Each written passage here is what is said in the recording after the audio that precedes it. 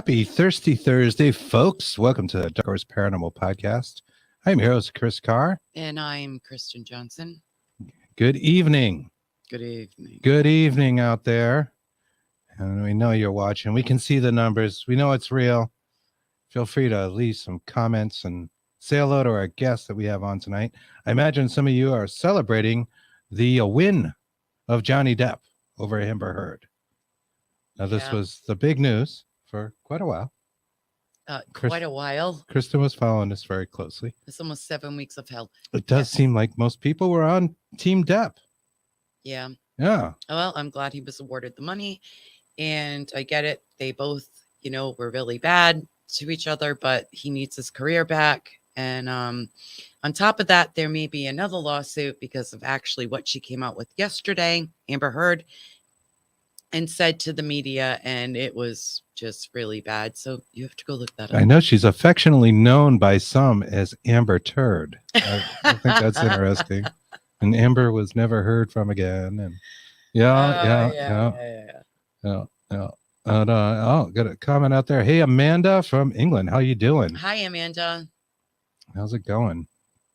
Thank you for staying up and watching us. I know it's 5 hours later than where we are. Mm-hmm. So it's the wee hours of the morning over there. And Anne-Marie Young says, Team Depp. Hell yeah. Bob Burnell. This is hi, Chris and Kristen. Hey, Bob, what's going on? Hey, Anne-Marie. Hello. So hope you guys are doing well. We got an awesome guest for you. And I say that every show. But we do. We really do.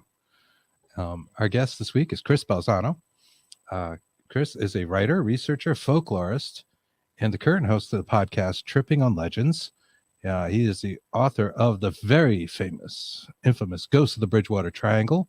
Picture Yourself Ghost Hunting, which is my first paranormal book that's right. I ever bought. And this gem right here, Haunted Ocala National Forest. And we're going to talk about it. I'm already into it. Just got it literally 2 days ago. And it's awesome. So let's bring him right on. Welcome, Chris. Hello. Good. I was about to say good morning. Good evening. Good evening. Good evening. You tried really hard to sound like you were from England, but you just sound like you were from Worcester, brother. I know, right? I suck at accents. It's hard enough for me to just like tone down my Massachusetts accent. I'm so much I'm with you. Mine came out today a few times and people were like, wow, certain words. I'm like, yep, certain words, they just always hit. Like weird. Weird for me, I could never say it the right way, so. Yeah. Oh, I understand that. My mother says the same thing to me. You say it weird. She's from, like I said it. She's from Texas and she lives in Florida, near you now, and has been for about 32 years. But yeah, she's still that word right there. Weird. She's where is she in Florida? Daytona Beach. Yeah, so Daytona is about 7 hours away from me. Yeah, it's a lot. Yeah, Florida is a big state. Yeah, that's like the first thing I had to tackle when I got here. I would be like, all right, I'm sure this place I want to go check out is right. And it's like, nope, Daytona is 7 hours away. Mm-hmm. Yeah, I've driven to Miami. Episode about it. It was an entire journey just to get up there. So yeah. And if you drive down from New England and you hit that Florida state line and you're like, yeah, I'm there now, and you're going to South Florida like I was. Yeah, no. I got hours to drive. Yes. No. It's crazy. It is. Where did you grow up, Chris? I know you're from these parts, but Cambridge. Cambridge, okay. Yeah, Cambridge, and I lived in New Hampshire for a while. New Hampshire, outside Manchester. So I'm a New England boy, which is hilarious because there are so many parallels between my new book and Dark Woods, which was my first Triangle book. Mm-hmm. In that, when I was looking into it, right? Because you guys are in Fall River right now. No, well, we're actually in Rhode Island right now, but we know Freetown State Forest. And I was an outsider. You know what I'm saying? I was a Metro Boston kid, which is about as far from places like Rehoboth and Freetown and Fall River as you can get. And I was an outsider coming in, and in the same way, the Ocala is like 3.5 hours away from where I am. So I'm doing all these book promotions. Forget about actually going to these locations and trying to legend trip them. Doing promotions, and it's like basically taking a trip to Disney, literally taking a trip to Disney and shooting past Disney to get there. So I've got to start writing books about places that are like, down the street from me. Yeah. Right.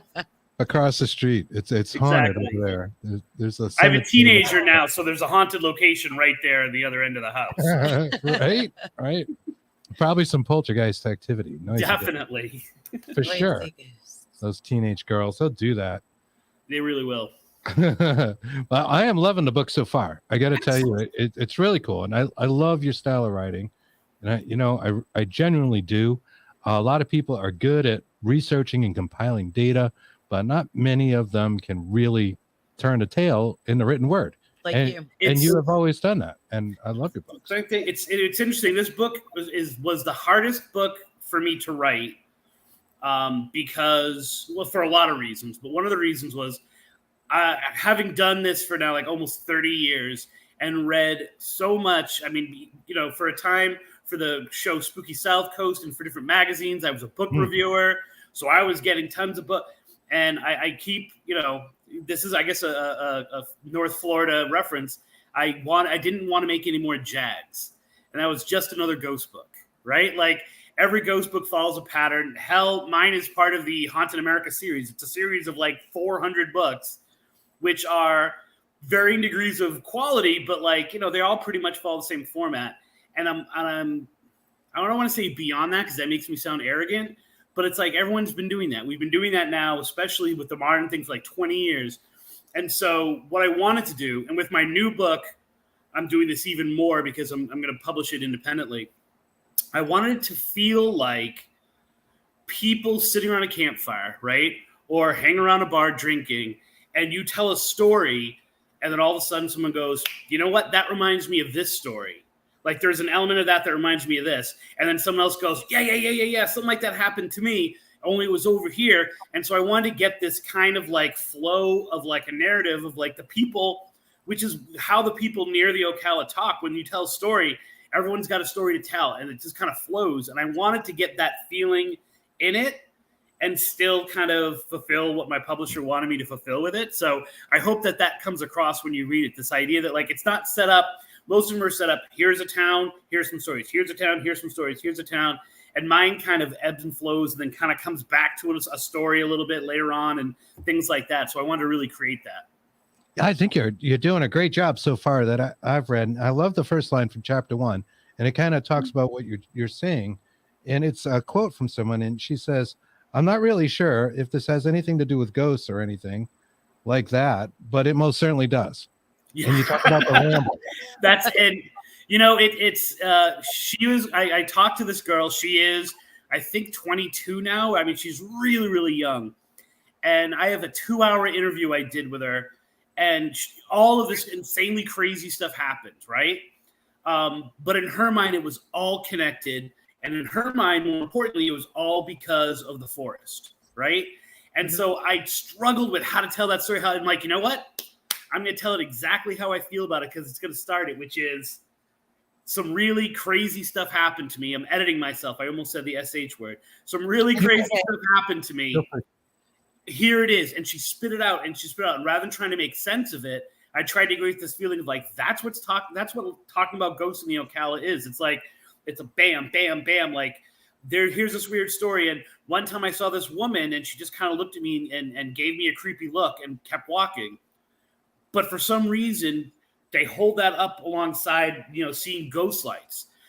It's connected in their mind. And I wanted to kind of get that feeling across in that intro. So I'm glad you liked it. It's her line, not mine. I do. You can use it a few times as you're telling the story, and you kind of can picture. I can see her, with the in my mind's eye, talking and just being a bunch of words, but just saying, yeah, well, I think it's kind of connected, and that's clearly it's funny because in the interview, I think you can hear her smoking like a pack of cigarettes during the entire thing, because it's also this, which is unusual in some parts of the Ocala, and some parts in the surrounding areas, which is, like I said, the new one I'm working on is about that area in particular. you're not allowed to talk about these things. Everyone gives it a wink, and everyone knows that it's going on, but you can't necessarily say something because you don't want to break the ice and be the one that sounds like they're insane, right? So many of the people wanted to get these stories out to me, and they hadn't told them. I mean, I've got one story in there that I think is like 40 years old, like 30 or 40 years old, from a friend of mine, and she had never really told it to anyone, and she wanted to get out, and she'd been into the paranormal, like, for years and years and years, and she wanted to get this story out, and that girl was the same way. You could tell that it was like she just wanted to have someone who didn't think she was crazy, and it was so funny because I finished it and I sent it right to her, the intro, and I was like, "Is this okay? Like, do I make you seem like you're crazy? Do I make you seem like you're white trash? I don't want to like a redneck or something." She's like, "Nope, I absolutely love it." So I got her stamp of approval. Oh, there you go. There you go. Well, so far, and I'm not too far into it. I'm just not to give anything away, but I'm in the Ghost Lights chapter, I guess chapter 2 or whatever. Which I have a question about this. Yeah. But I asked Chris earlier, I'm like, is he talking about Tai-Pai Wonkas or is it something different? It's okay. So if we can assume Tai-Pai Wonkas are specifically, and by the way, this is incense. This is not ghost lights rolling over my face as I talk. If we can assume that Tai-Pai Wonkas, which are a form of ghost light, right, that they are specifically directed to or by Pukwudgies, right? Right. Then no, I would say that they're not Tai-Pai Wonkas. However, if we take that definition to mean a spirit that's trapped on the earth for whatever reason and takes the form of a glowing orb of light that you can see with the naked eye, then yes, they would be. Okay, thank you. It's excellent. I like what you say about. Although in the Ocala, more frequently they're called the Vespers. Ooh, that's right, Vespers. And I think I had to cut that section out because I was like, all right, I can't do this without getting into it, but I still think I mention it. If you're a fan of the show, I usually have the pictures back here too before I had the chalkboard, and one of the pictures were a picture of the Vespers. And I've heard you speak about that. Yes, it was just a phrase that someone came up with. Someone that I'm working with, who does a lot of the artwork for my books now, and her grandmother used to say that. Oh, don't get caught by the Vespers. That was the other thing. Don't follow the Vespers. And it's a phrase that I've now heard used in several different areas surrounding the Ocala. So why don't we go with Tai-Pai Vespers? Okay, that's great. Well, that's cool. That's great. That is very cool. And for our audience that doesn't know, hasn't seen Chris on our show before or read his books, you kind of put Pukwudgies on the map. And I don't want to dwell on the Bridgewater Triangle, but you are known for these things. You are the real one of the real OGs. Pukwudgies are these sort of like fairy-like creatures that have been seen in places like Freetown State Forest and Fall River and Freetown. And I guess they're about 2-3 feet tall, Chris. Yeah. I read an article yesterday by someone randomly putting that they were knee high to 3 feet tall. And I'm like, knee high, I think you're dealing with something else. But they're definitely like these 3 foot. I would kind of classify them as fairies. They physically probably resemble more of like a troll or even like a gnome in some instances. But they're these creatures.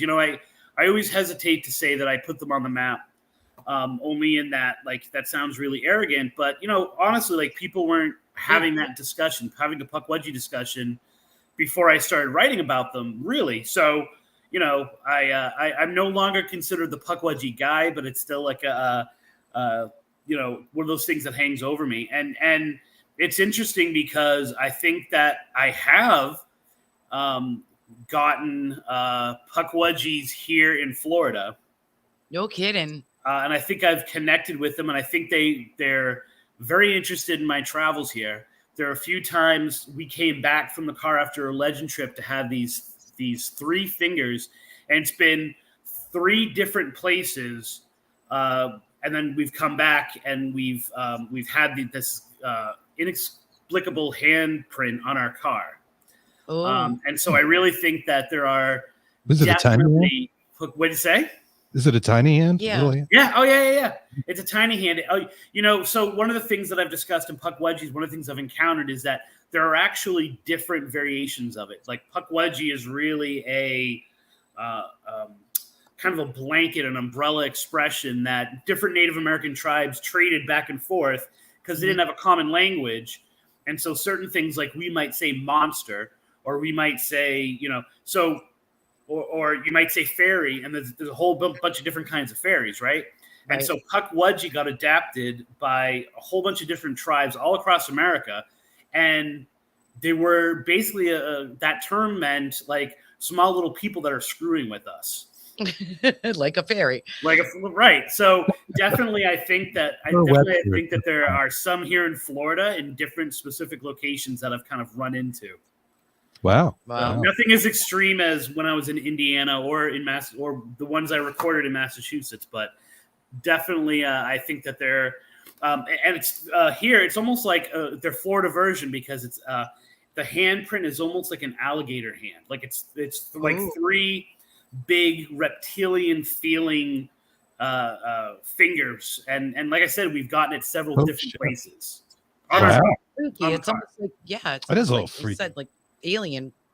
Well, the scary part about it is once we were discussing, we had just actually in Astor, it was in Astor, Florida.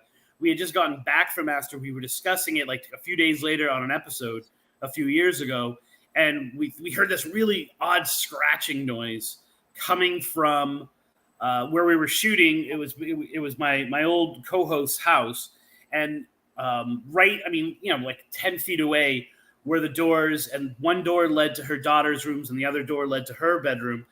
And we heard this scratching that sounded like rats or sounded like some kind of animal scratching in the walls. And so we kind of it was a weird sound. So we stopped recording and we went and we approached it. And the weird thing was the scratching was like in the door. So obviously it's not an animal because it's like physically in the door. So it's not like it's on the door panes or things like that. But there was that scratching, and then we came back, and on the sofa was an imprint of that hand where we had just gotten up from. Wow! Oh, so, you're haunted by something there. Yeah. Well, let's put it this way. Not shortly after that, she left doing the show. So. Oh, geez. Oh, geez. Do you think it could have been some kind of cryptid? So where's that line, right? Like I'm a folklorist, right. So like people say, is the Pukwudgie a cryptid, right? And I say, I mean, do we consider a leprechaun a cryptid, right? Do we, it's kind of like cryptid has its own feel to it. And of course I'm doing a cryptid conference this weekend, and I'm going in there to talk about something completely different, right? But it's like, it's tangible. You can feel it. Like I always thought of Pukwudgies more in the realm of fairies or in the realm of elementals, which I guess maybe is my paranormal filter that I have as opposed to and it is a zoologist one. Exactly. Mm-hmm. Yeah, so I agree. That would be a great debate for everybody else. So yeah, no, it's an interesting topic because it is a filter, and you mentioned that with the ghost lights and orbs. We all have our own filters, especially paranormal folk, and we're going through that list of things it could be before determining whether do I have something. And speaking of that, all right, we had a comment there I put up on the screen a little while ago from Amanda in England. She said, you have just had a massive flash through your screen, guy chatting followed by a greenish orb. So we got ghost lights in the podcast right now in this video. There you go. And I'm gonna make it in New England and call them Vespas. So the Vespa totally got a Vespa guy. I love that. Vespa. And I just got a comment here because this is just kind of killing me. I don't like to give all that. I don't like to give spam attention, and I'm glad you deleted it. But I got to put this up because this is some crazy ass spam. What up with that? I saw the translation, and it was actually like it was something about like a Viagra thing or something about boobs. Yeah. Well, alrighty. Well, love your wife. Nothing's scarier than Viagra, so there you go. Fits in. the Sultan's got it apparently. Yes. So I'm not going to give the Sultan too much attention, but I think he kind of screwed himself with that. Yeah, he did. Because I banned him too. So. I don't know how big we are in that particular region. However. Anyway, as you were, there's the English accent, Chris. Top man.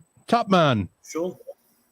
And you guys gave that comment. Pale orb went through. So Amanda's seeing orbs. I don't know what's going on. I know you had incense going on. We do Yeah, have some apples behind. it's out now. It burned out. So let's see if Amanda's ghosts have gone away now that we've killed the. I didn't put that cat ball on. Did I? Yeah, we have cat balls going off over here too sometimes. So There we go. Yeah, those are. I don't know if she was speaking to. We us. just leave them, and on some shows they get real active, and others they don't. I don't think it's like the best paranormal data. It's a cat toy, but it's interesting. It's interesting.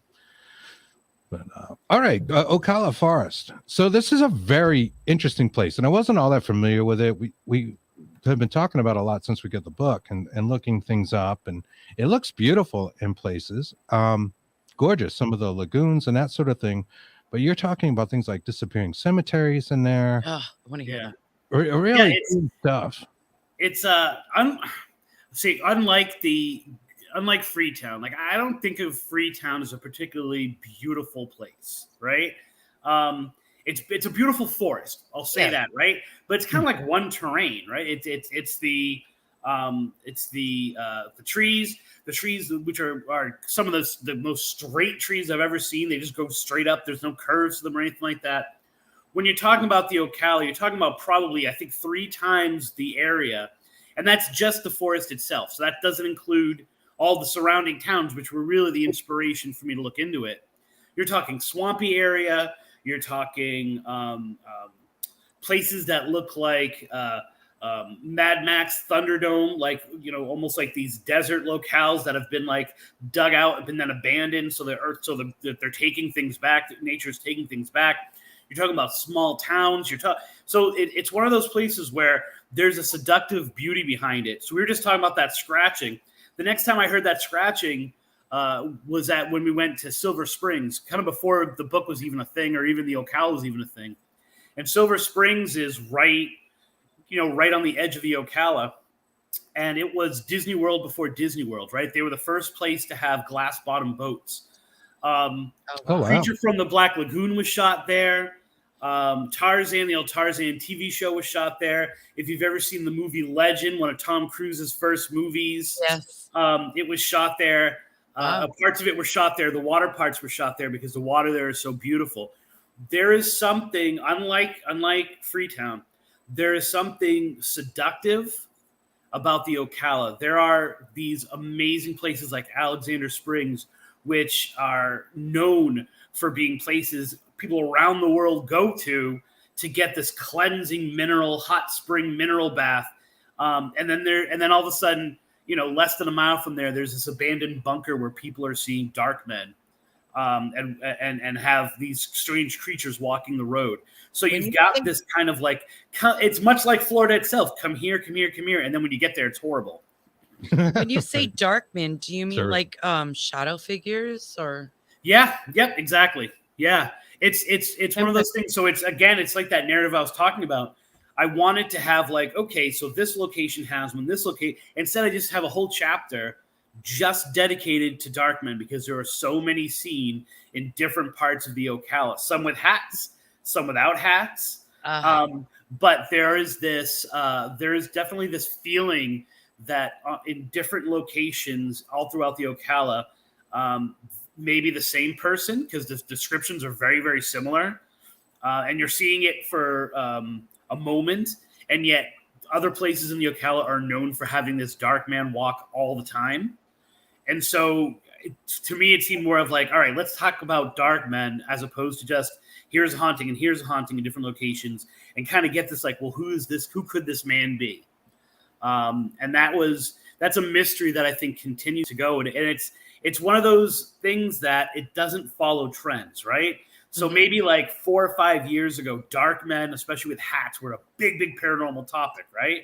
But some of these stories are going back 10, 15 years of having seen this thing. And then they're not nearly as popular now, but people are still experiencing it like, last week. So it's one of those, smorgasbord kind of things that you find when you look into the Ocala. Wow. Fascinating. I know you mentioned with the ghost lights that there was an area where people would gather, and I'm sorry, I forget the names because they're Oviedo Lights. The Oviedo Lights. Yeah. And I've been doing this since like the 50s and 60s. Yeah. To look at the lights. Yeah, so for anyone who doesn't know who I am, I am what's known as a legend tripper, which means that rather than investigate, I go and I try to experience a ghostly legend that's told in a certain place, right? So we don't bring equipment, we don't, we videotape and we audio record mainly for our own, our own purpose. Although we've got more EVPs. And an amazing place like that in Florida, I guess in some ways you can call it the original Florida legend trip, is the Oviedo Lights, right? So there are these lights in this one stretch of road, which is, it's really weird. I was looking at it today. I thought it was someplace completely different, which we can talk about in a little bit. It's actually east of Orlando.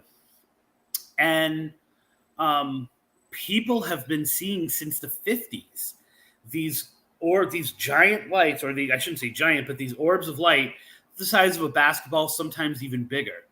And they dance with each other, right? So it's not swamp gas because they're playing with each other. They're weaving in and out of each other. They stop and then shoot off. And it became such a popular thing that people would go to see the Oviedo Lights. Like, it was the thing to do. They get a car full of people. You'd go to see the Oviedo Lights.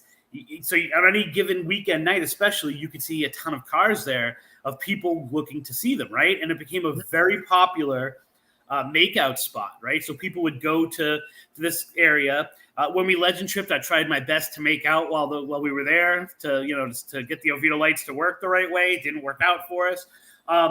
But you would go there, and that was the cheap date. You would go there, you would make out a little bit because you're all kind of like nervous and anxious, and the blood's flowing. And then urban legends started to develop, not only around what the lights were, but what the lights could do.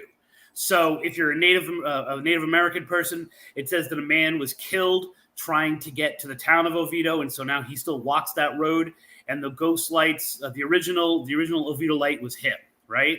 Mm-hmm. Other people say it was a man coming home from World War II, which is why it's actually covered in. See, I got a book too. It's actually covered in Florida, Haunted Florida Ghost Stories too, my first Florida book. Mm-hmm.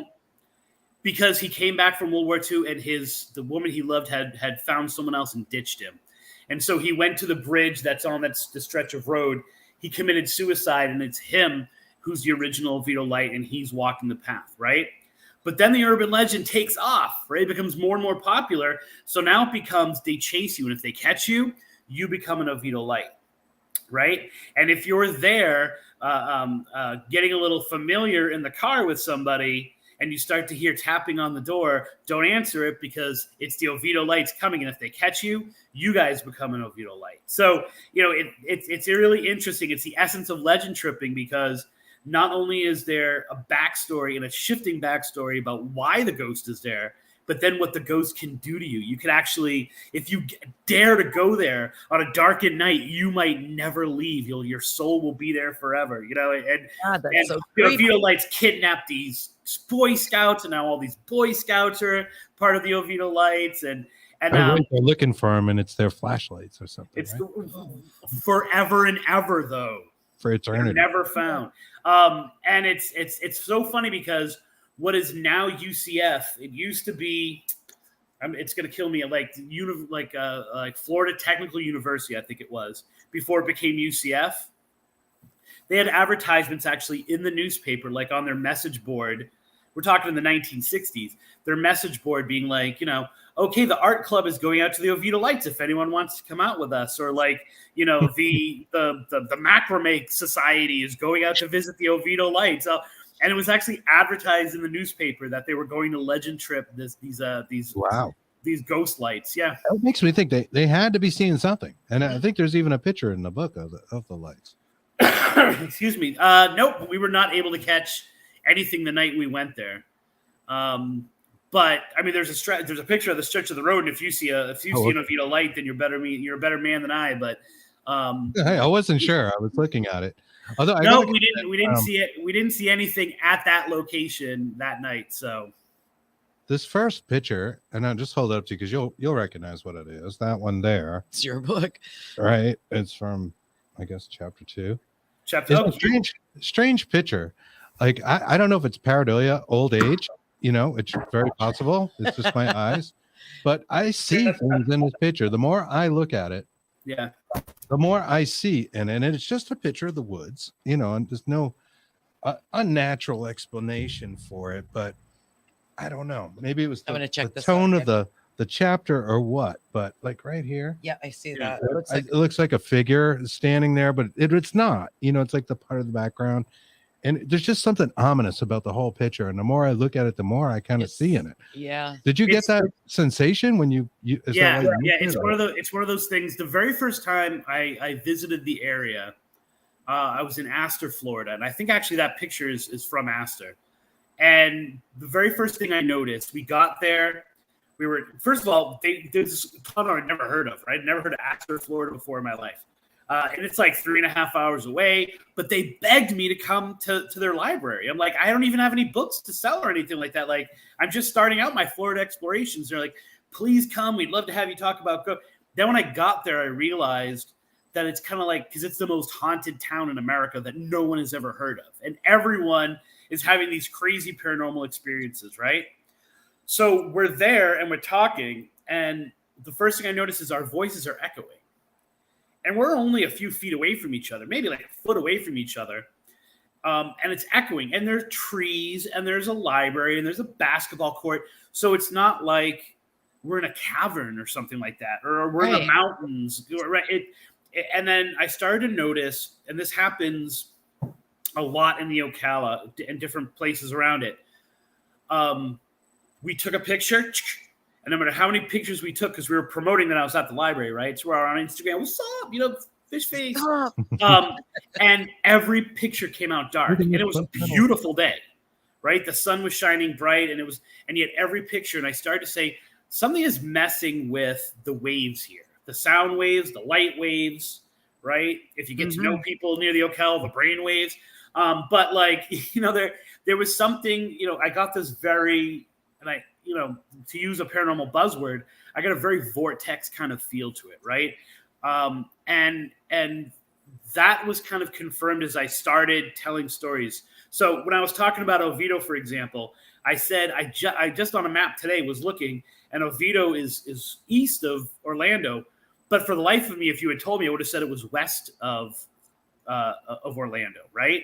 Mm-hmm. And so I'm talking to people, many of whom have lived in the Ocala woods or gone through the Ocala woods their whole life. They'll go, well, where exactly was that? And they're like, I don't know. I'm like, okay. Was it in like the eastern part of the Ocala or the western part? And they're like, I would have to look at a map. And I'm like, how would you have to look at a map? You've been there your whole life.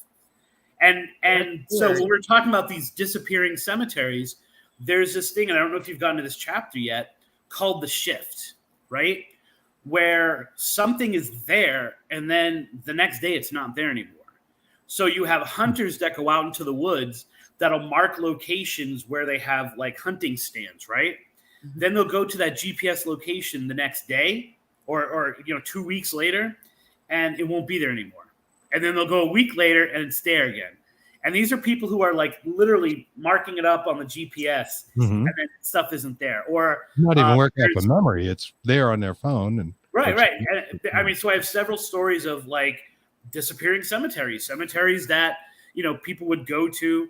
One day it's in the woods behind their house. The next day it's not. Sometimes it's there. Sometimes it's not. You know, the same thing happens to, I think, the stories themselves, right? Like people forget elements of them.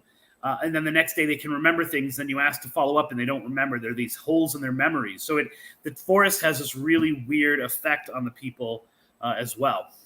Wow.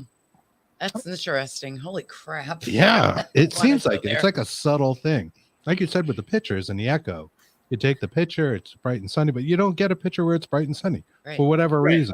Right. And the echo really threw me off. And you know, there are, so I've done different places. One of the places I did, which is one of my favorite stories, is about like the Curse of Jeepers Creepers, which was shot near the Ocala, right? And I tried to get to the location of this place 4 different times, and every single time the GPS would just keep going rerouting. When I got within like maybe 5 miles of it, right?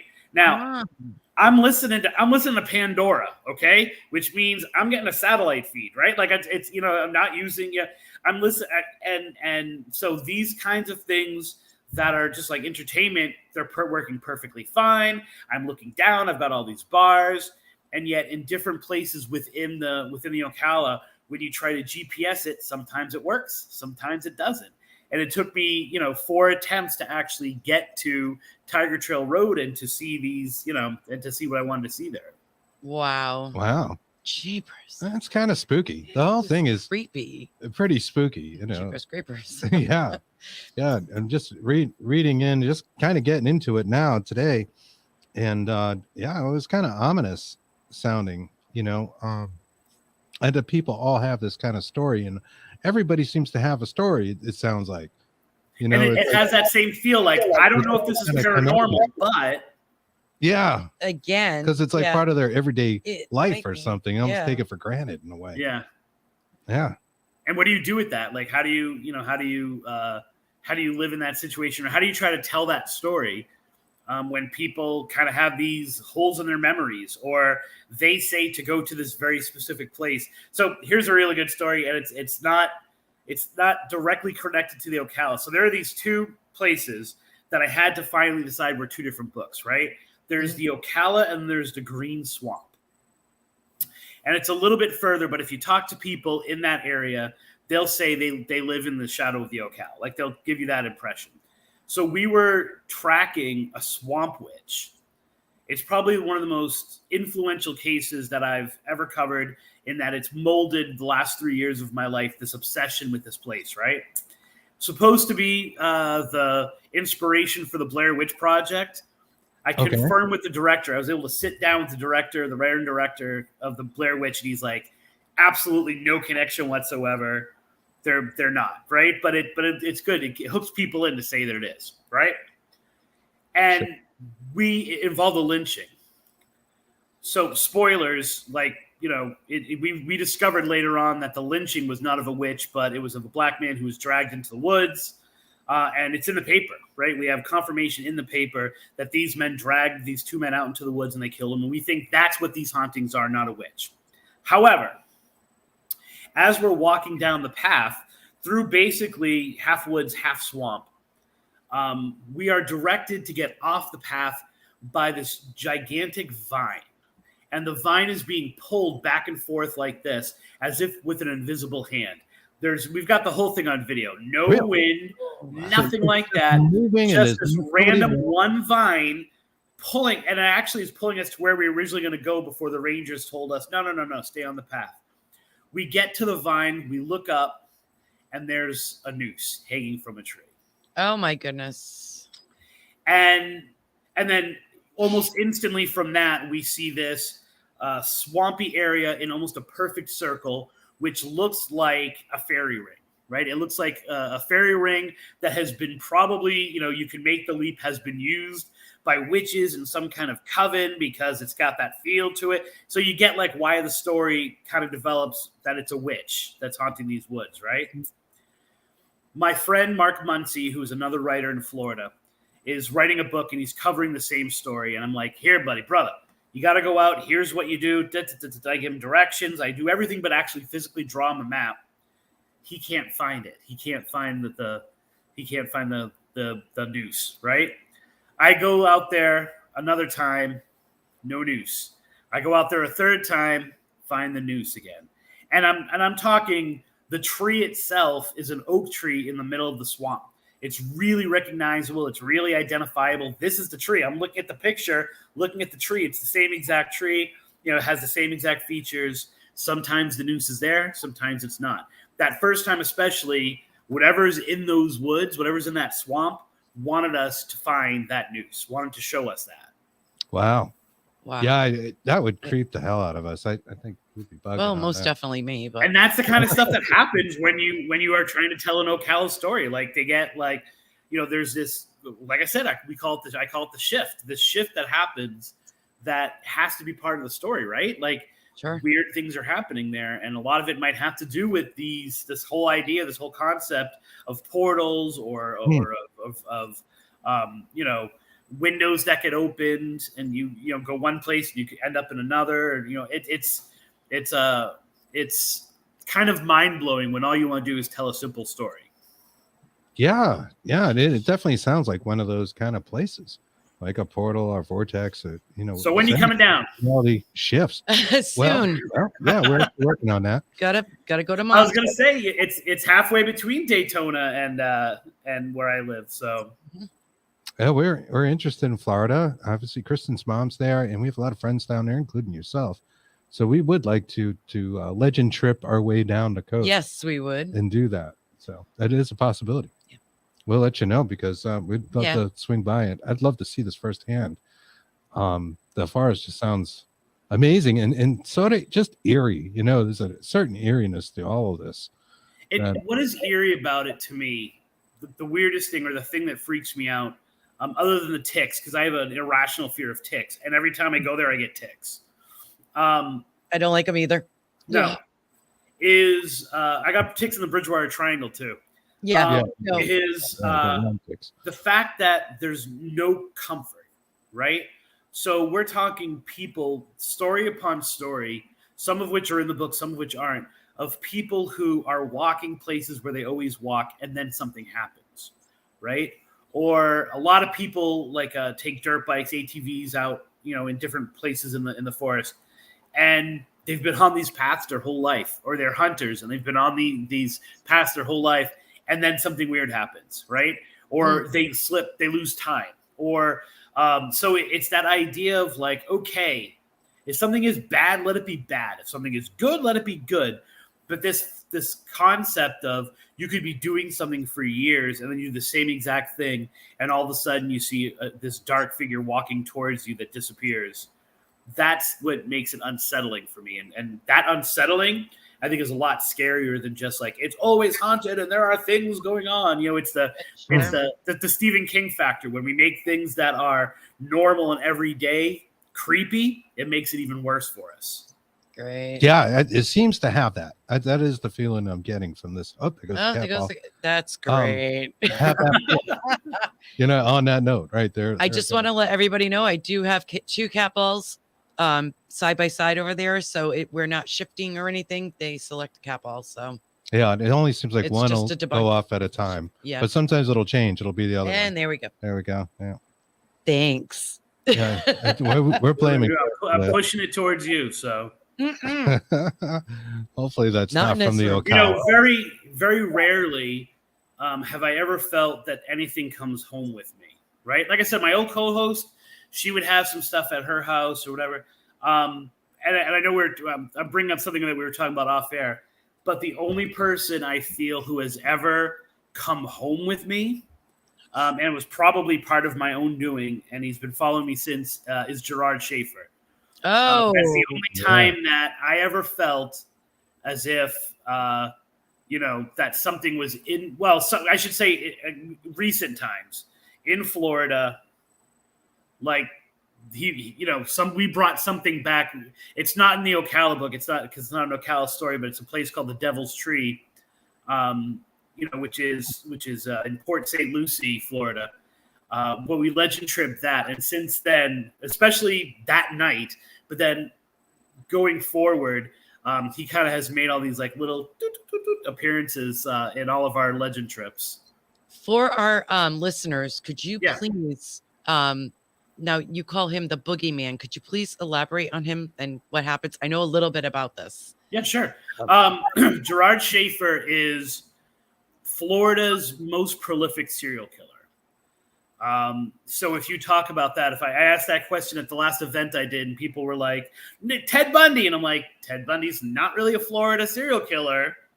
He only killed a few when he got here, but he was inspired by Gerard Schaefer. That's how crazy this guy was. He was a deputy in Marin County, Florida, who had a habit of abducting 2 women at once. That was kind of his deal. And he was caught. He was caught because he picked up these 2 hitchhikers. He hung them from a tree, and then he got a call because he was on duty, so he had to go leave and be a cop for a little bit. And he came back, and they had escaped, and they reported him. And so all of a sudden, because they did that, they started to see his connection between a few other murders that had happened. They ransacked his house, or I should say his mom's mobile home, and they found all this evidence of women he'd killed. Oh my God. So there are so many cases in Florida that are solved but never brought to trial, and a lot that are unsolved that he's suspected in, to the point that, you know, it's the number is anywhere between 6 and like 160. And when he got to jail, he was a big talker, right? He was a really intelligent person, and he kind of became like a jailhouse lawyer, right? So Ted Bundy literally came up to him once and was like, "Hey, thanks for the inspiration to kill 2 women on the same day, 2 women at a time. That's awesome." Come on, I didn't know that. If you know who Adam Walsh is, Adam Walsh is the little boy who was abducted. Yes. Whose father, ends up becoming, Unsolved Mysteries or something. What is it? America's Most Wanted, right? Right. Thank you. Right. Otis Toole is the man who is generally considered the person who killed him, but he was an illiterate. So he asked Gerard Schaefer to write ransom letters to John Walsh, basically being like, if you give me a certain amount of money, I'll tell you where I buried his hand.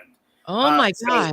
Gerard Schaefer, that's what he was doing when his ex-girlfriend, who he wrote a book with, ends up kind of ditching him. They kind of have a fight, ditches him, and she ends up marrying the Gainesville Ripper, who is the inspiration for the movie Scream.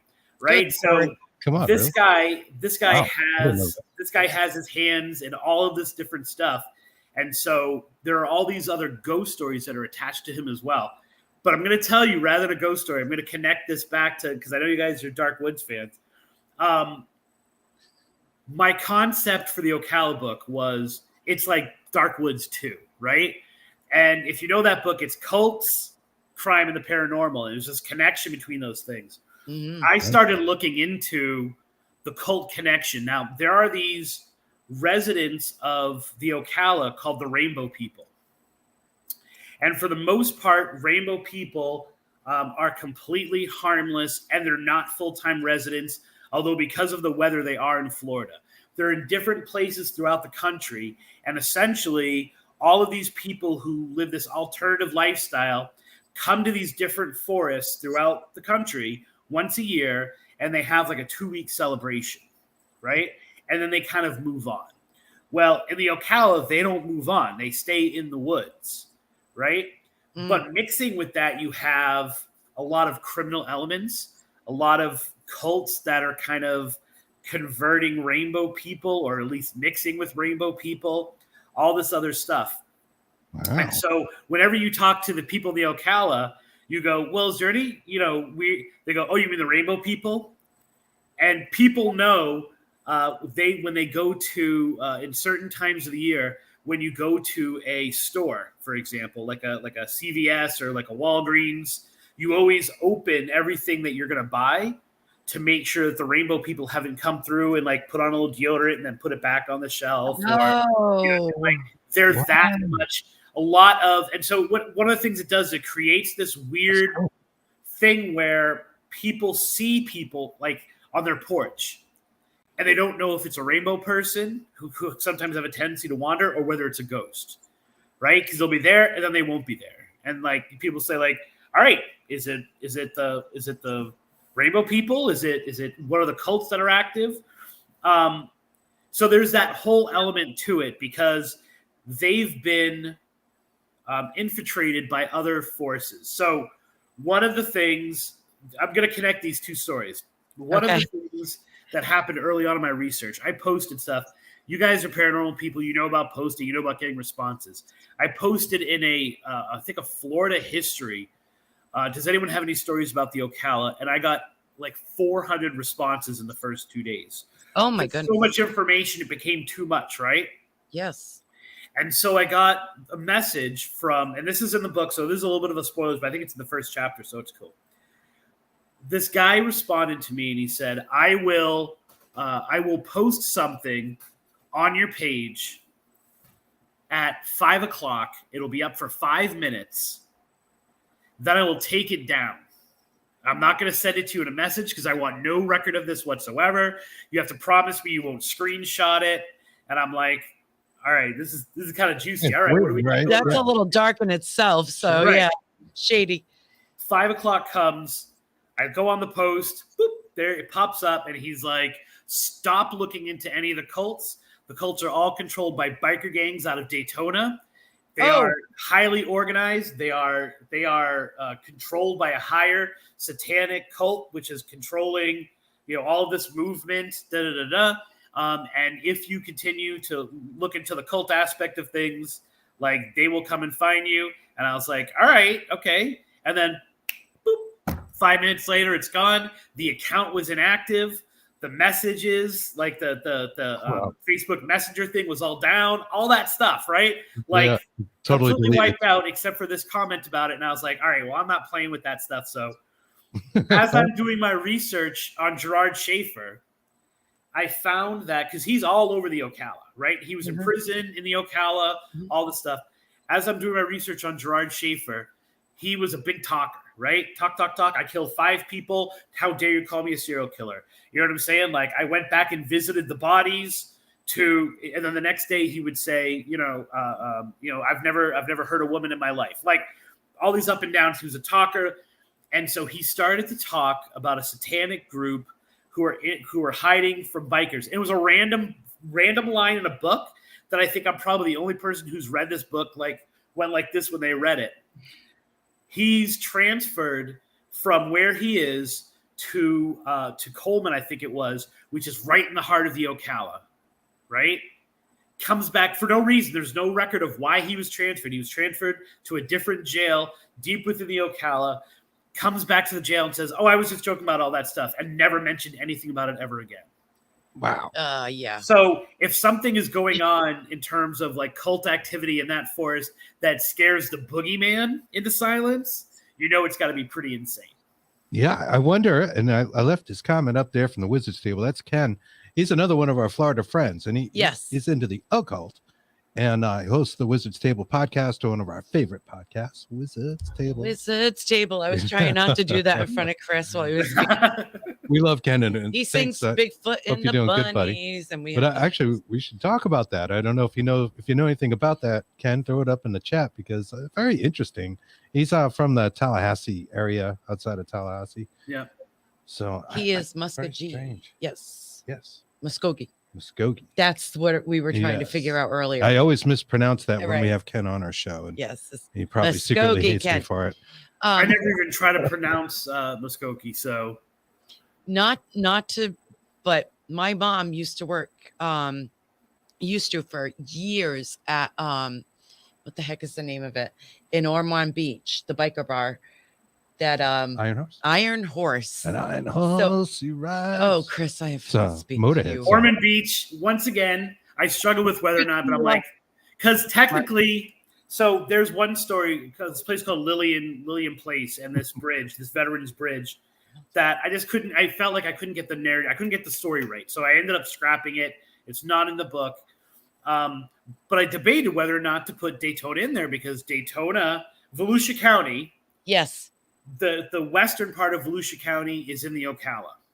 And so I was like, and then I finally decided I did Ormond Beach in Haunted Florida Love Stories.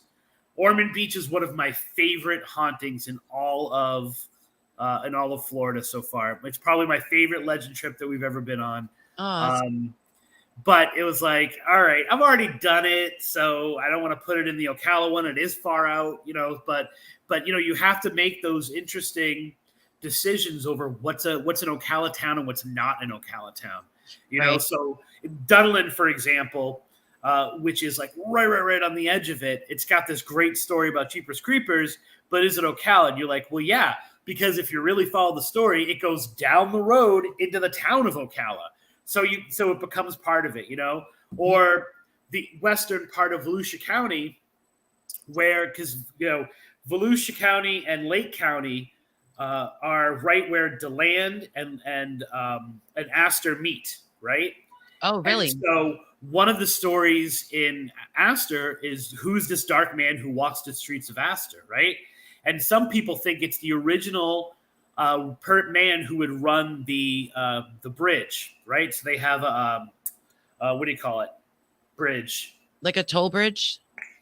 not a toll bridge, Drawbridge. Drawbridge, right? Yeah, right. The man who finally something was there to connect these over the St. Johns River and and he was murdered, right? Oh. And when he was murdered, his body was placed exactly halfway in Astor and halfway in DeLand, right? Wow. And so Lake County didn't want to investigate, right? Volusia County didn't want to investigate. So his murder has never been solved. It's never even been looked into. And so now we have, this kind of like, is he one of those people that are there? Spectral Research says should check out the Wildwood area. So right now, like I was saying earlier, I decided to split the book because there is the Green Swamp and then there's the Ocala, and they're connected underground by phosphorus mines, right?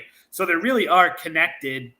When I started to do the research, I thought very much if you guys have seen Hellier and this idea that these mines are connecting different places and stuff like that down in Kentucky, and is the Kentucky Goblin, and so Sumter County, Wildwood, Sumter County, all those places, I was like, all right, they're an entirely different book, because once I start getting into the stuff that's happening in Sumter County specifically, it's its own story. And so I know Wildwood well, and it's part of like the book that I'm working on right now. Oh, that's wonderful. That's for the next one. Yeah. You have to wait we can't wait. Yeah. I'm a teacher, so I'm working on 2 this summer. Wow. We know you're a teacher, but I'm reading a bunch of books. I don't know why. I'm one of those people that reads like 5 books and like never finishes any of them. No, you do though. Well, you do. It takes you a wicked long time. You got 5 open at a time, and I'm like, it's ridiculous.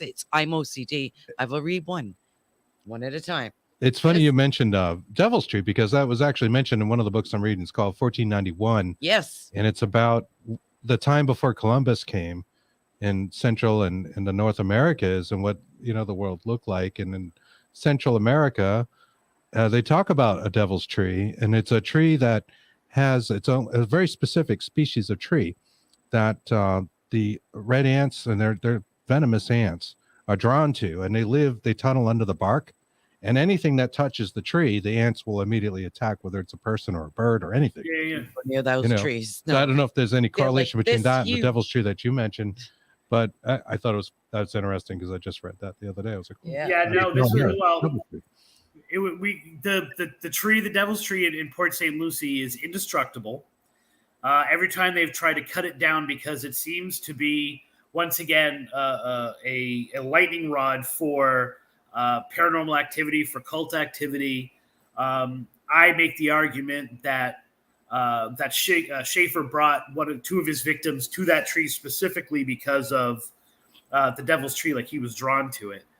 And one of the things that you are not supposed to do is to take bark from the tree with you. And I don't even know why. It's not even something we would normally do. We were like, all right. I mean, I literally wrote a book called Haunted Objects, and here I am pulling bark off, or cutting a little piece of bark off of the devil's tree, and almost instantly the car started to have problems. Whoa. We were inundated with all of this. Like, we were trying to find we were trying to get to Cassadaga, which is, once again, you could include it in the Ocala, is the psychic capital of the world. And it's right near there. So we're driving up. It's, it's really close to Daytona too. From Robert Lindsay Mill. We've heard that before. Someone. Yeah. Yeah. And we couldn't get there. We couldn't find a room. We couldn't find a room in Orlando, the apartment capital of the world, like the hotel room capital of the world, nothing. And it wasn't until we got to a gas station and we threw away the bark that the car miraculously started working perfectly fine. And the bark actually kind of flipped out of my hand. I didn't even throw it away. I brought it to the trash, and it kind of found its way into the trash. And then on the way home, not knowing nearly as what I do, my host at the time, my co-host at the time, she's like, is your phone, did you change your ringtone? I'm like, why? She's like, I keep hearing like an old-fashioned telephone ringing.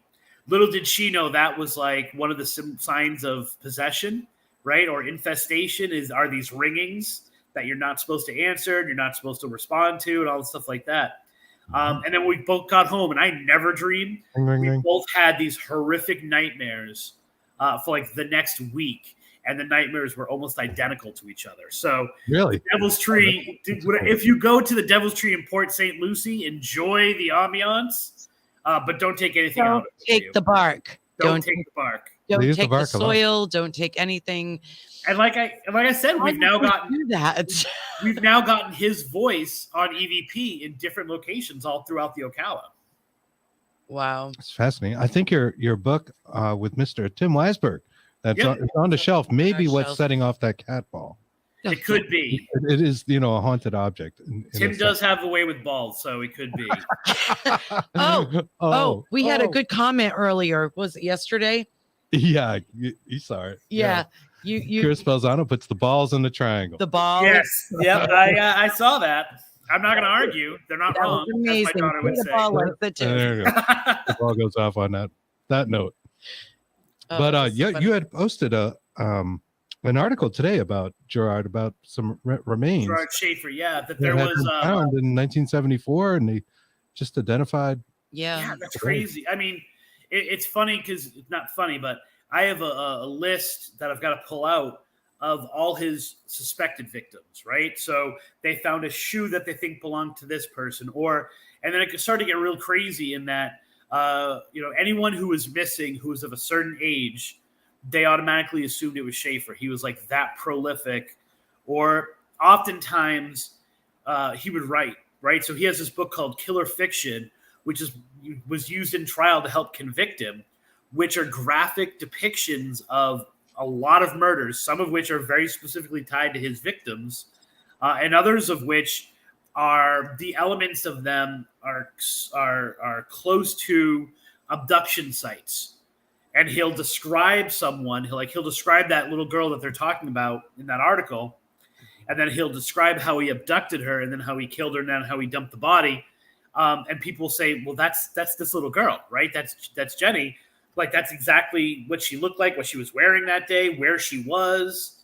But they can't find the body, especially now that he's dead, right? So it took them however long, 40 years to connect the DNA to this little girl. And the article, unfortunately, doesn't say why he's suspected. But when that stuff comes up, like there are murders all throughout Florida that they're solved. Schaefer did it. There's no way he's ever going to be brought to trial. But we found her driver's license in his. That's what I was going to ask you, if there were trophies. What took trophies? Yeah. So between his writing and between what they found in his mom's house that day, they closed the book and then kind of opened up all these new cases. And some days he would admit how many women he killed and what the situation was and stuff like. And other days he would say he would sue. He was I'm glad that I'm working on this project, and even what I mentioned him in the book, because he would sue everybody from jail. So I'm glad that he's not there anymore to sue me for anything I wrote about him in this book. But yeah, it's got this feeling that, and I'm going to look into it now that, because I got that from that true crime person who I was working with like an hour before I came on here. So I haven't had a chance to look to see whether she's on that like death list that I have. Oh my goodness. Wow. Did he have any habits in the way he murdered people? Were there certain things that he did? He was big into hanging, and he was big into choking. And so, a lot of murders that involved that MO. So the one that I'm looking at, and Wildwood, I can't remember who's the person's name. Spectral Research. Yes. Spectral Research probably knows the case of Little Miss Panasofi, right? So Little Miss Panasofi was discovered 50 years ago, right? 51 years ago now in February. And her case has never been solved. And looking into it, she's been on Unsolved Mysteries. She's been on all these places. The case has been, it's always the obsession is, who is she, right? Because they can't identify who she is and not who killed her. It's really weird. And it's like, well, why does no one ever talk about who killed? Schaefer was I've got Schaefer in the area at the time. Miss Panasofi was found with a rope tied around her neck. She had been strangled, which was his MO. Actually, I think it was a belt that was around her neck. He maybe hadn't developed his craving for two women at the same time. However, there is this idea that because they only found one body, that she might have been, and never been able to identify her, that she might have been one of two people. Like it was a pair of people who had been abducted, and they only ever found one of them. So that kind of like was his trademark, and he wrote a lot. The relationship he had with his ex-girlfriend was very violent sexual fantasies and playing out extreme bondage situations and things like that. And his kind of obsession with that is what would often derail him. And yet he always seemed to find a woman in his life that was that fed that to him as well. So it's this very interesting, much bigger than we could talk about in the time that we have. But yeah, it seems like the serial killers are good with that. They always get a woman. Like it must be really funny. Multiple women. Like they must have like mad sense of humor. And it's yeah. I mean, he was trained. Someone found him at an early age. They groomed him to be like that for them, and then he just spent the rest of his time. So it's anytime something like that comes up, I always kind of put a pin in it and say, all right, I got to research and see if this is Schaefer, because like we have one in the book that's in Sanford, and supposedly a serial killer, and it's like, all right, they've never found a body. It's just a legend that this ghost that you see, unlike a lot of ghosts, she is a skeleton with hair, right? And she walks around this cemetery, Page Cemetery in Sanford, right? And she's a skeleton because she was dumped in water nearby, and fish ate all of the flesh off. What a unique legend. I've never heard that. Like a ghost being just a skeleton with like little bits of flesh pulled off of her, still on her face because she was submerged in water.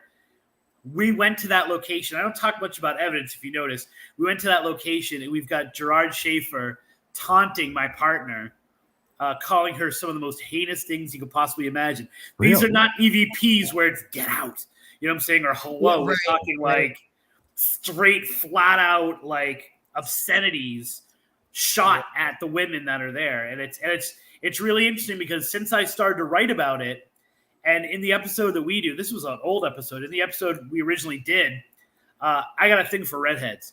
And so for some reason, we got it into our heads. I think because we were we were legend tripping up the coast. We were doing a summer trip, and there were like 5 different redhead ghosts that we were looking for. And she's like, why are all these ghosts redheads? And I'm like, I don't know. But we started to talk about this woman for some reason, just like in our minds, she had red hair. It's not listed at all that she has red hair or anything, in any of the original legends. And now because of that, people have shifted that legend to be the redheaded skeleton of Sanford. So it's really interesting to see the impact and to see legends shift. She's of the ginger variety. And so I connect her to Schaefer, and that, he was actually training. He was grooming another serial killer who's people think is pretty much certain that he's the one who killed this woman nearby. And so there you go. How many trophies did he take that you know of?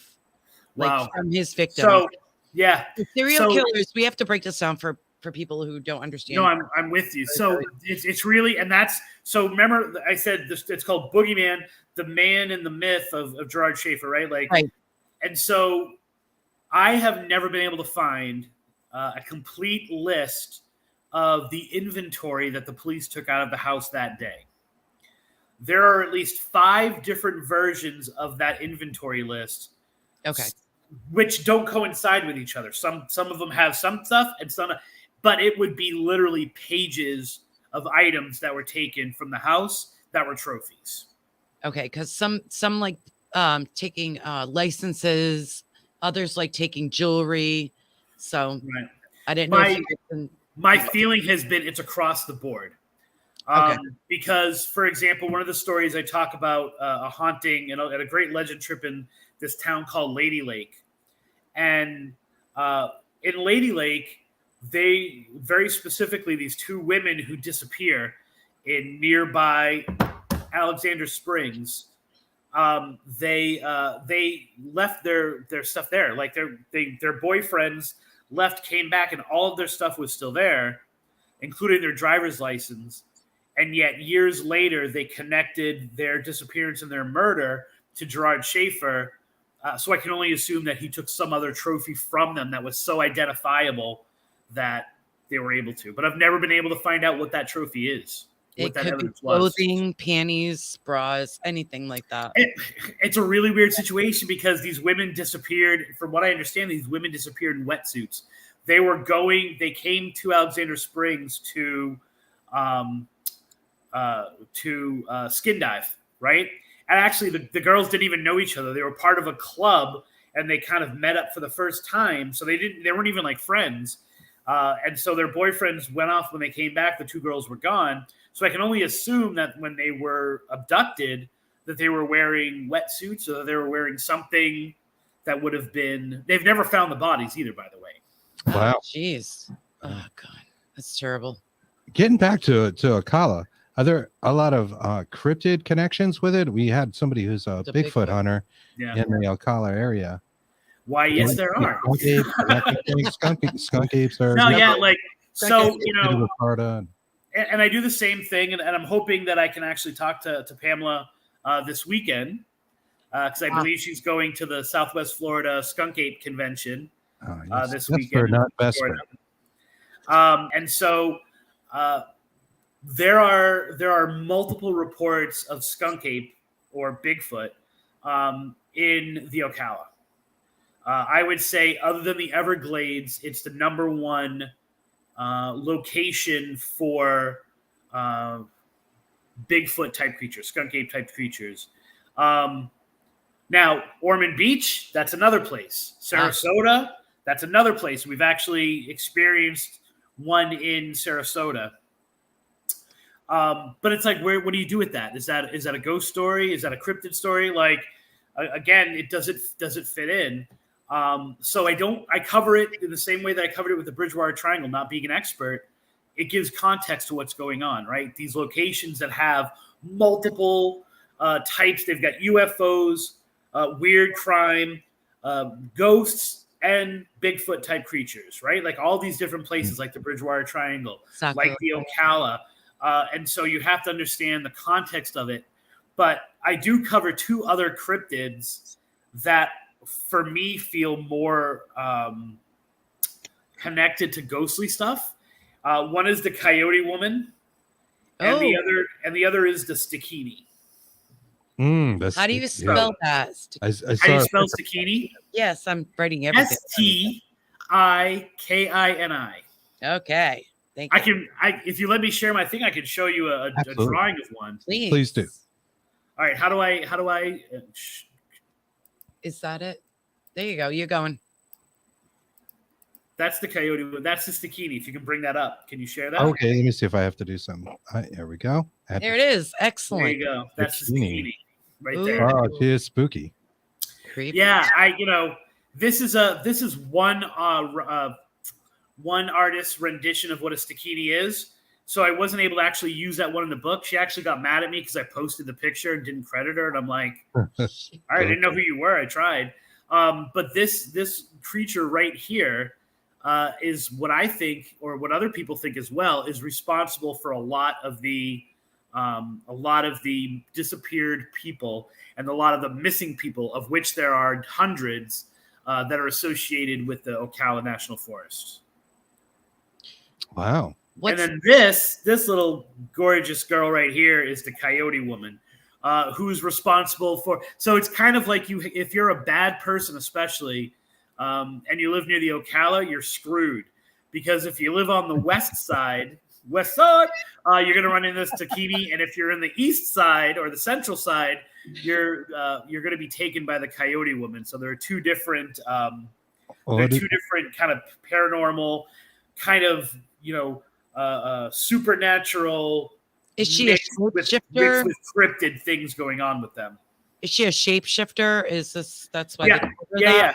Okay. They're both. The Coyote Woman is much more of a woman who can shift into a coyote. Okay.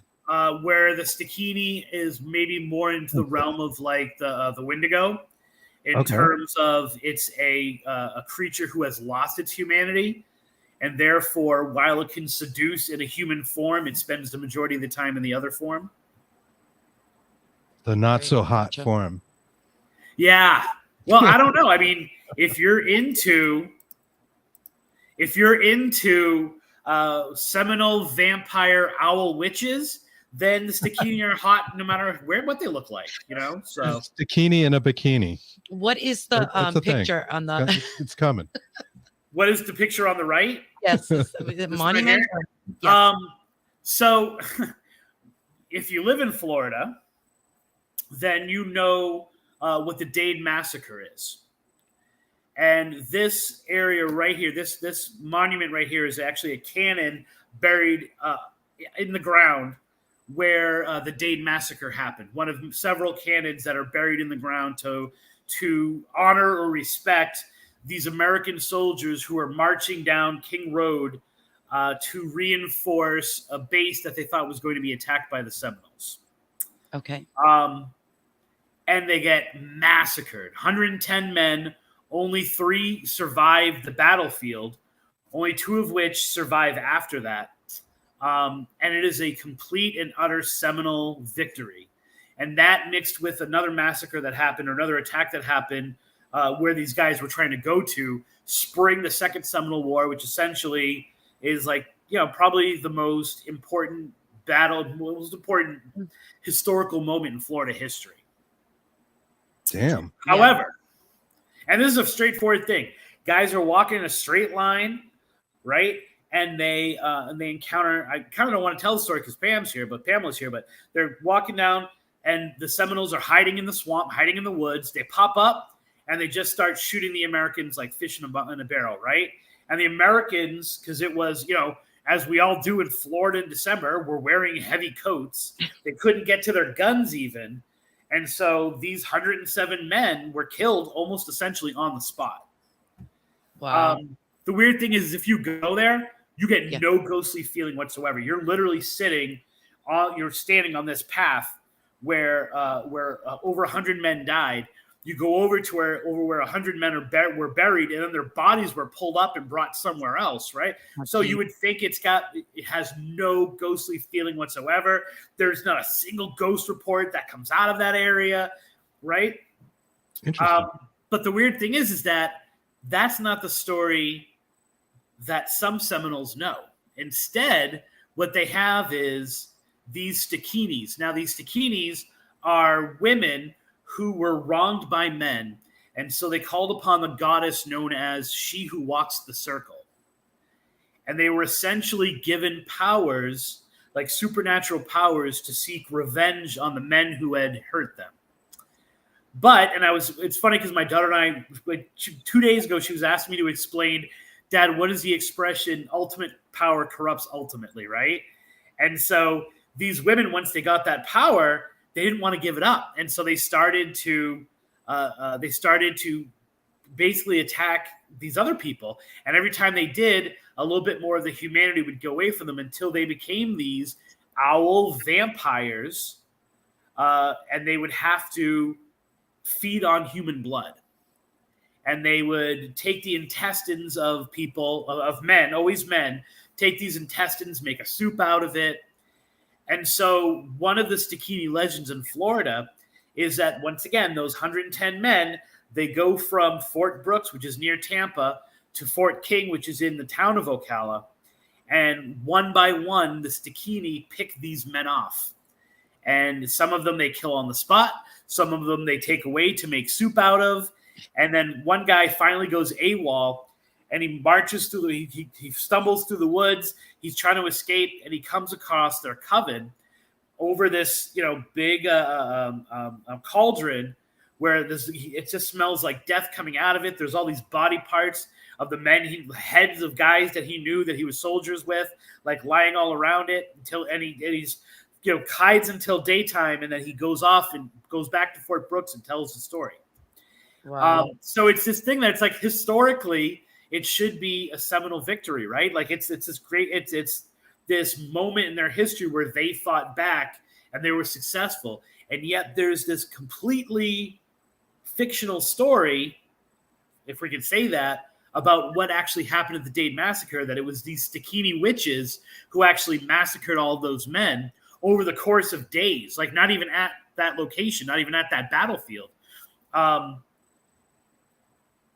so it should be a story. And yet a lot of the Bigfoot attacks and the Bigfoot encounters, when I talk to people about them and I say, well, explain something, and they'll describe it, and they'll say, well, it was, we found this like scratching on the door. Like our car went dead. We were there for hours and something kept pounding on the windows, and we got out and there were these 3 scratch marks right across our door. 3 scratch marks, like the handprints I was talking about earlier, were 3 fingers, right? Right. And it was, well, that it looks like an owl's talon more than it looks like and so some of the Bigfoot encounters and skunk ape encounters, the ones where you don't actually see it, but you think something's stalking you through the woods, I think are more related to the Stikini or even to the Coyote Woman. Wow. That's really interesting. So yeah, definitely hitting the mark with the cryptids, and I love that story. It's interesting. An awesome story. I've never heard of they would want to Stikini before. Put it on the Stikini and blame the witch. Right, like it should be. Here's a moment in our history. They were trying to get us to Oklahoma. Right. And we fought, you know what I'm saying? And Osceola at the same time as attacking Fort King, and it was a great historical moment, right? I mean, you have witnesses that survived, 2 witnesses that survived that told you exactly what happened and yet there is this other folk history that exists alongside of it. Yeah. Florida is a lot like New England in that way, that there is this kind of extended history. There are these battles that were fought. There's an indigenous culture that wasn't happy about the invasions, and obviously and that sort of thing. Now, not all the the rest of the country. There's ancient history that goes with that as well. There's one, I don't know where it is, but there's somewhere in Florida that I'll have to look it up, research it, but there's one of the oldest remaining humans there as well. The bone. Well, we have St. Augustine, mm-hmm. which is the oldest continuous city in the United States, continuously inhabited town. I'm talking about 23,000 years. So, yeah. And then we have. So I just recently did one in Boca Raton, and they were estimating that the Native Americans that are actually part of the story that I was researching had been there for maybe potentially 60,000 years. Oh, I love so these bones that this one gentleman had found, they thought dated back that far. So, I mean, we were taught, right? We were taught it was only one way. They came down from, the Bering Strait, and they came in, and then we're finding out that that's probably not. Bering Strait wasn't open. That's right at that time. And I actually, in my opinion, Chris's opinion, they came up from South America. Yeah, I think they came from everywhere. Yeah. I think we're talking Pangean kind of times too. Absolutely, Sure. Yeah, that's we think about that too. Yeah, we talk Which is about why you have aligned pyramids, in different locations across the world. And there had to be some body of knowledge that was shared, and it just somewhere was recorded, and just those stories persisted. People didn't have the internet, so like the written word was very important. They probably protected some of those books, and they got passed on generationally. Well, they say, there's no seafaring people at that time. Over thousands of years. Of course there were, I think last time we talked about the wampum belt of the Wampanoag, and the power of that as a cue for nonverbal communication in a time before written language, and how even the stealing of that may be part of the curse of the Bridgewater Triangle, or it's part of the depending on who you ask. And so there is something to this idea that these cultures existed for long ago. Absolutely. Once again, Puck Wedgies, and we probably do not have enough time to get into this at all. But Puck Wedgies, the key to them is not Massachusetts. It's not New England. It's not Florida. The key to understanding Puck Wedgies is in Indiana, right? And Indiana is the Midwest, right? It's literally the crossroads of America. That's what their thing is. And if you follow all of the mounds, the burial mounds, all across the Midwest, in New England, in Florida, they align to Indiana. And this one spot in Indiana where Puck Wedgies are probably more famous than they are in Massachusetts. Like, before I was writing about them in Massachusetts, this guy was writing about them in Indiana. And I found out when I went there, just happened to be that a doctor was there, or not a doctor, but like a multiple master's anthropologist. And she was telling me about how all of these different tribes from all across America, we talked about earlier, they all came to Indiana to bury their most sacred dead in this one spot because it aligned lunar, planetary, and then all these other mounds all across the United States were built from it. And so this had been going back thousands of years, not hundreds of years. That reminds me of Dighton Rock. Oh, yeah. Which I'm sure you're familiar with. Yeah. And so Dighton Rock has, if you are, no matter where you are in the world, what your history is, you can lay claim that your people discovered Dighton Rock. Exactly. Because the markings are just ambiguous enough. There you go. They're just ambiguous enough that people have translated them as Norse. They've translated them into obviously Portuguese, into Chinese, into Wampanoag, Native American, to Asian cultures. And so, it's one of those things where, there's some language. We just don't know what it is, and why it's there. It's kind so of old that even all the other, like you were saying, the Portuguese, the Asians, they can't even really make it out. So Norse, and it's kind of like a Where's Waldo, or like at the I Spy, you can say, no, wait, that's a cross right there, and next to it's a P. So they're talking about King Philip, and it's like no, it's. No, you can tell that part's scratched off. That wasn't a P. That was actually a this. And so, everyone's kind of laid claim to it. It's a really weird rock, and it sits in this tiny museum in the woods, not far from Freetown Forest. It's interesting because it's always mentioned. It's always mentioned in relation to the Bridgewater Triangle, and it's its own phenomenon. But I always Chris Pittman, who does a lot of triangle research, had some paranormal experiences where it is now in Dighton. Is it Dighton? Is it Berkeley? I can't remember. I think it's actually Berkeley. They call it Dighton Rock. Yep. Right, like it came out of the Taunton River in Dighton, but it's some place. I always wondered why we connected to the Bridgewater Triangle. We know why. Why do you know why? Why? Because the Bridgewater Triangle is what Lauren Coleman. Yep. Do you want me to run with this? Do you want me to run with this, Chris? We think the triangle definitely extends way farther than what Lauren thinks. Well, so because Lauren Coleman actually wrote the intro to Ghosts of the Bridgewater Triangle. And when I was talking to him, he said it was meant to be just a template, right?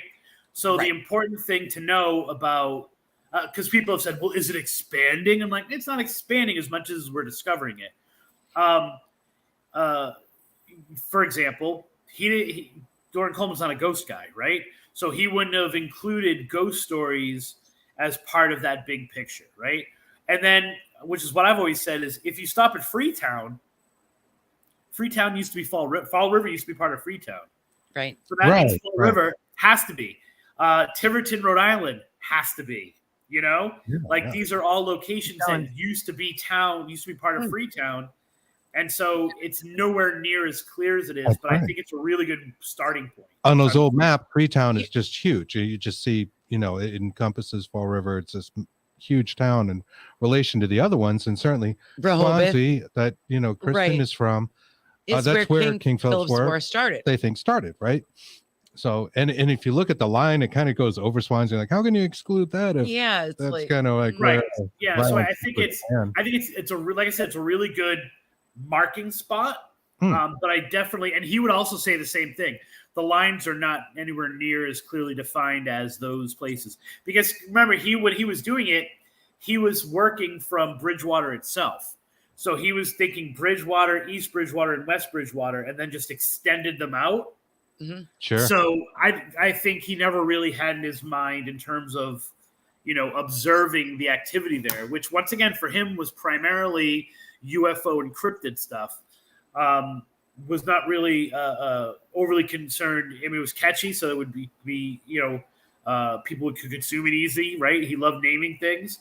But then I also think it was to mark off this territory, and anyone who does any kind of work in it realizes that it doesn't follow lines. Yeah, And he would agree with that. You got to absolutely. you got to go like Rhode Island. You got to go to Rhode Island. I mean, we have the Narragansett, we have areas the all over the Pequots. place. I mean, we have the Nucks and the rest of like Worcester and Leicester. Spider Gates. Yeah, we've talked about Spider Gates. Yeah, I think that's pretty far from the triangle. So I don't know if I would include Worcester or Spider Gates, but definitely weird territory though. Strange land. Because Worcester was taken over. I mean, even by example, my first Pukwudgie report was in Framingham. There you go. So if you start making an argument that Framingham is in the Bridgewater Triangle, then it's like, well, where does it stop, right? Like, so when I think of a triangle town, I always say it goes down to backstory, because so many of the Bridgewater Triangle, it's just a feeling. There's no official thing to this. So many triangle hauntings have no backstory.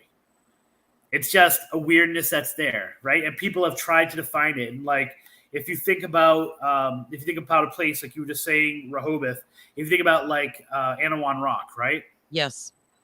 So Anawan Rock, for those who don't know, was the final surrender of General Anawan to Benjamin Church, ending the King Philip's War, right? Yes. And so he was betrayed there. He was told that he was going to be perfectly fine. Instead, he was brought back to Plymouth. That's right. And they stole the wampum belt supposedly at that moment. Yes. So my question is always, well, why do they meet there? Why at this random rock where they meet? Like, right? And so it's one of those things where were they drawn there, or the activity that happened, is that what sparked the weird stuff that happens there, right? Because, so many different places, and King Philip's War itself is an illogical war, right? So I live in Florida. The French come to Florida and they make friends with the Timucua, right? Like, what's up, buddy? The Spanish come and they kill the French and the Timucua, right? Like, Spanish conquer, right? English and French make friends and convert you to Christianity. Like, that's the mold, right? That's the thing. So why did these people who were focused on commerce and Christianity all of a sudden determined to viciously and savagely attack each other, right? Like, it doesn't make any sense unless they were drunk with Bridgewater Triangle. So that's how I always classify a Bridgewater Triangle story, is like, does it not make sense? So to me, Spider Gates makes sense, right? Like, absolutely. Things like that. So it's like, I wonder. So I always do it much more by feel of the story and the logical and the backstory, and how when things neatly fit together, it ain't a triangle story, Yeah. So that's kind of where I start to draw my lines on that. Oh, that's pretty good. I actually have a clip on my board here, and I know it's getting late for you, Chris. So I'm going to play it because it's related to. Hey, we got this at I'm good. And it mentions Chief Anawan. And this is actually what you just said plays into the clip. This is a spirit box clip. It was a shack hack that's behind us, old shack hack. Who was captured here?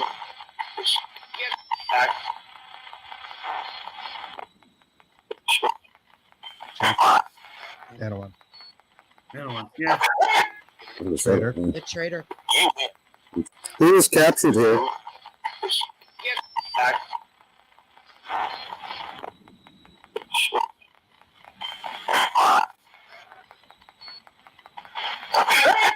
I said it. Yeah. Yeah. Please give back Chief Anawan, You must give back, or or you something must like give back. Yeah. that. Chief Anawan, the traitor. You win. Traitor. And Yeah. that plays right. Well, into so history. for those who don't know the story, he wouldn't have been Chief Anawan. Anawan wasn't the chief, but Anawan was. So I guess maybe like you could consider him like a temporary chief. Anawan was given the wampum belt because Philip knew that he had been betrayed by two of his own people who were turning him in. Right. Who were essentially telling the English, here is where Philip will be for you to get him. And so he kind of knew that, and that's the whole Profile Rock story. And did he go to it? It's very Judas and Jesus. That whole story. So you can only assume that it's Christian hands have kind of messed with the story a little bit. Well, sure. And he was supposedly like he gave up with the condition that he be released, and ended up putting his head on a stake in Plymouth, right? For I don't know how many years. It was 20 years. You're talking about King Philip. Yes. Oh Yeah. no, I thought it was Anawan. So I might have been. Anawan was. No, I'm not sure how long Anawan was displayed for. If he was, I know that he was killed on the road there, but I know King Philip's head was displayed. Yeah, most definitely. And it was just weird that it was just Chris and I and my son actually was there that day, and you were at Anawan Rock itself. Yeah, we were on top of it. Yeah, we were on top of it, and that came in through. Chris just threw on the box, the shack hack, and the recorder, and that's what came up, and we were like, oh my god. Oh yeah, it was Anawan. Number. I just Googled that. If you are into ghosts. And someone always says to me, where should I go in the Bridgewater Triangle, right? Because I get those kind of messages from all these people all the time. The first is, can you take me out there? And I'm like, not unless you're flying me up. But then, like, where should I go? And I always say the Sonnet Ledge and Anawan Rock. The Sonnet Ledge, just because of the creep factor and what might happen there. And Anawan Rock, because if you go there, you will have something happen. But the number of EVPs, the number of shack hack and ghost box responses that you get there, the number of people who see those disappearing fires, the phantom fires. I mean, it really is one of those places where when everyone who goes there gets something. Kristen used to play there as a child. Her parents owned an antique store on Route 44 in front of it. Oh, very cool. On the side of it. So my parents, I'm only child, so they would I'd be like, can I go for a walk, to the rock? And my mom's like, go ahead. I was like 6 years old to I don't know, 10 years old. And I would play there by myself with my dolls and stuff every freaking day. That's why she's so haunted. Was the store where the Dunkin' Donuts ended up? I'm not sure. We haven't been there in 2 years, so I'm not sure. Yeah. Well, I haven't been there in 20 years. So yeah, there's a few antique stores there. Yeah. Oddly, curiously enough, I used to hang out there in my teens at a house just right next to almost basically where the antique store was. Right, and she was friends with them, but we didn't know this, put this together too much later. We had a lot of synchronicities. Yeah. But I know it's getting late for you, Chris, and we're coming to the close of the show. Yes. I want people to know where they can find Haunted Ocala Forest. Haunted Ocala. You can find Haunted Ocala or Haunted Florida Love Stories, which we also highly recommend. They're both available on Amazon. If you contact me on any of my social media, so on Instagram it's Spooky Tripping, on Facebook it's facebook.com/Tripping on Legends or spookytripping@gmail.com. So any of those places. And you contact me and you ask for a copy, I'll give you one for a little bit of a discount. I will definitely send you out a book. If you mention this show, I'll send out a bookmark with it as well. And you'll also get, I can see it in your book, you'll also get one of these if you order from me. Yes. So in addition to getting it signed, you get this little fun thing, which is my 7 favorite stories that are in the book. And a little brief description, and then you get to vote online for which of these stories you think is the creepiest. And then I'm going to have a prize when we get to Halloween about from the people that respond. So you can go over at Amazon. If you're in Florida, you should be able to pick it up at bookstores, especially near the Ocala soon. But if not, you can just contact me one of those ways. The best is probably facebook.com/tripping on legends. And you can just follow and then send me a message and say you want a copy of the book, and I can get it to you for a discount, but also get a signed copy, and you get your order form so that you can vote for the creepiest. That's so cool. That is awesome. I just wanted to ask you, you're supposed to be going to a conference this weekend. What is the name of the conference? It is the Southwest Florida Skunk Ape Convention or conference. I can't remember which it is. It's in Punta Gorda, Florida. If there are other people from Florida that are here, there are some really big names that are not me that are going to be at it, which I don't have my list on me right now of who those people are. But I know one of the big people is the man who runs, I think it's Robert Shealy, who runs the Bigfoot, the Skunk Ape Museum and the Skunk Ape kind of locale that's right on the edge of the Everglades. I know that, what is his name? RPG from Finding Bigfoot. Does that sound like a person? Yeah. I've been promoting this on my show for like 2 months, but still the name escaped me. Hey, Pamela's up here, so I know he's a lot bigger than I know that he is. You're on the other side. See, we get you thrown off. I know.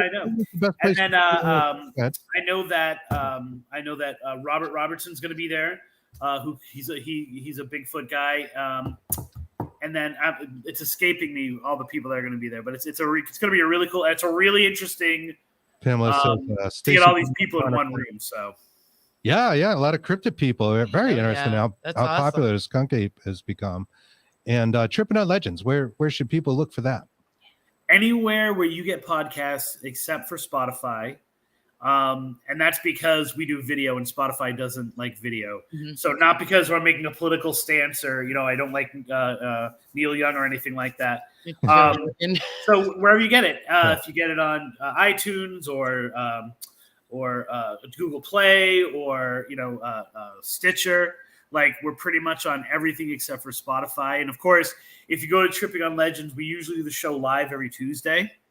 And then I edit up that episode and I put it out as the podcast. So if you want to interact with us and share like while we're kind of going, then you can definitely go to facebook.com/tripping on legends. Otherwise, you can just go and subscribe to the actual podcast.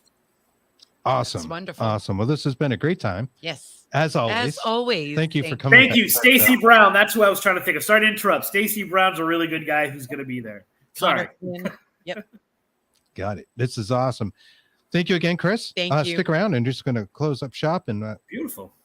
Talk for a minute. Thank you. Oops, I accidentally cut him off, but we've come to the close of our show. Thank you so much for joining us, everybody on the audience tonight. We really appreciate it. I appreciate your comments. I do want to let you know on Saturday, we're going to have Toby Johnson and Brett Aikenberger. I hope I didn't butcher your name. Sorry, Brett. Who have a new documentary, speaking of cryptids, coming out about Bigfoot. It's called A Flash of Beauty, Bigfoot Revealed, and it comes out this week, and I will be talking to them on Saturday. So wherever you're watching us, come back. Until then, we'll Thanks again, see you everybody. soon. Thanks. Bye.